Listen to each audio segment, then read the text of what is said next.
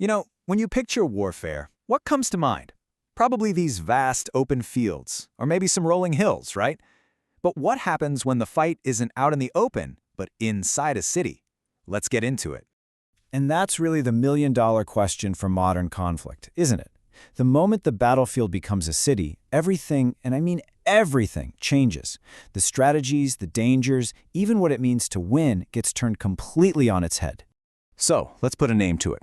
We're talking about urban warfare. It's combat that takes place inside the very dense, very complex, and very populated places we call home. And this setting, it's not just a location, it is an absolute game changer. And here's the thing you absolutely have to get. The city isn't just a backdrop for the fighting, it's an active participant. Every single building, every street corner, every sewer tunnel, it all shapes the fight, creating challenges and opportunities that you just don't find anywhere else.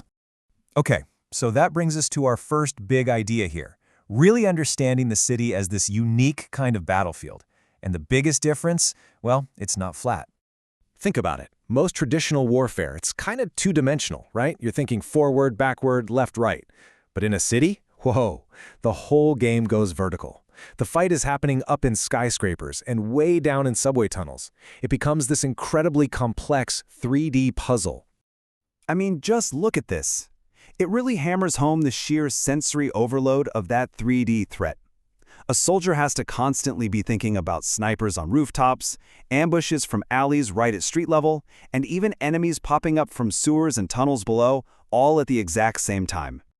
And on top of all that, you have what is maybe the most profound challenge of all, the people. The presence of civilians complicates literally everything. It creates this ethical minefield where it's nearly impossible to tell friend from foe, and the psychological toll on everyone involved is just immense. This constant, high-stakes guesswork, it creates a level of stress that is completely unique to this environment. All right, so let's recap. You've got this insane three-dimensional environment, and then you layer on this massive human and ethical problem. So, how does a conventional military, a force that's built for those open fields we talked about, even begin to handle it? Well, the short answer is, it's a huge struggle. Let's dig into why the old rules just don't work here. It's wild, right? A military's #1 advantage, overwhelming firepower, suddenly becomes a massive liability. Artillery and airstrikes, which are so effective out in the open, are incredibly risky and often way less impactful here. Concrete buildings just soak up explosions, and the risk to civilians means you can't just level an entire city block to deal with one target. The fight gets personal. It gets really, really close. And this quote right here, it just nails the intelligence nightmare. That classic fog of war? In a city, it's more like a thick, blinding smog.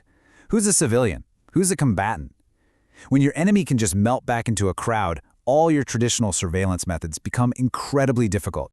And good luck trying to talk to each other. Those radio signals you rely on, they get chewed up by all the concrete and steel, which leads to communication blackouts. Whole units can get cut off and isolated. Command has to become decentralized, not by choice, but by necessity, which puts this enormous pressure on junior leaders to make huge, life-or-death calls all on their own. And get this, what about just getting your troops food, water, ammo? Something as simple as that becomes a logistical nightmare. Every single supply convoy trying to move down a city street is just a perfect sitting duck target for an ambush. Getting resources to the front line, which might only be a few blocks away, turns into one of the most dangerous jobs on the entire battlefield. But of course you can't just throw your hands up. Militaries have to adapt. And in response to this brutal new reality, we've seen a whole new generation of tactics and tech start to emerge, all designed to navigate this urban labyrinth. And this was a great breakdown of that. For every challenge, there's an attempted solution. You've got fortified buildings, they develop specialized breaching tools. Can't find hidden enemies? Well, now you have these tiny micro-drones that can fly into a room ahead of you. The danger to civilians has pushed the development of things like non-lethal weapons. It's this constant, high-stakes game of problem and innovation. But here's what's really important to understand. It's not just about getting fancier gadgets. The entire mindset, the whole philosophy of fighting, has to change. The goal shifts from simply destroying the enemy to actually securing the population. That old phrase, winning hearts and minds, it stops being a catchphrase and becomes a core military objective. At the end of the day, though, you can have all the cool drones and high-tech armor in the world, but it still boils down to the person on the ground. The individual soldier, their training, their toughness, their leadership, that's all key. But it's more than that. It's their ability to make unbelievably difficult moral choices under fire, to switch from being a warrior to a peacekeeper in a split second. That's what really defines success here.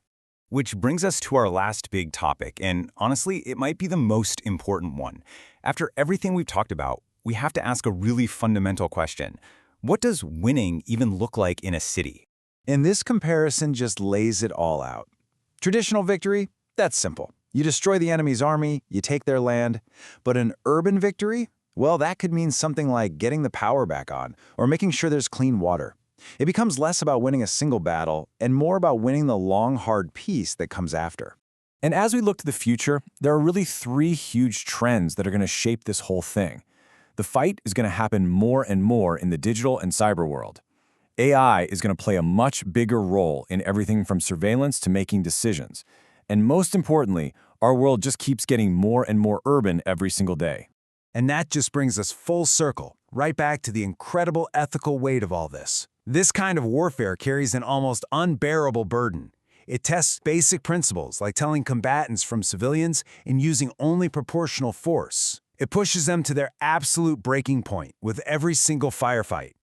So, that leaves us with one last kinda sobering thought to chew on. As more and more of humanity packs into cities, are we basically designing the main battlefields of the 21st century without even realizing it? It's a thought that really challenges us to think not just about how wars are fought, but maybe how we can build a future where they don't have to be fought in our homes at all.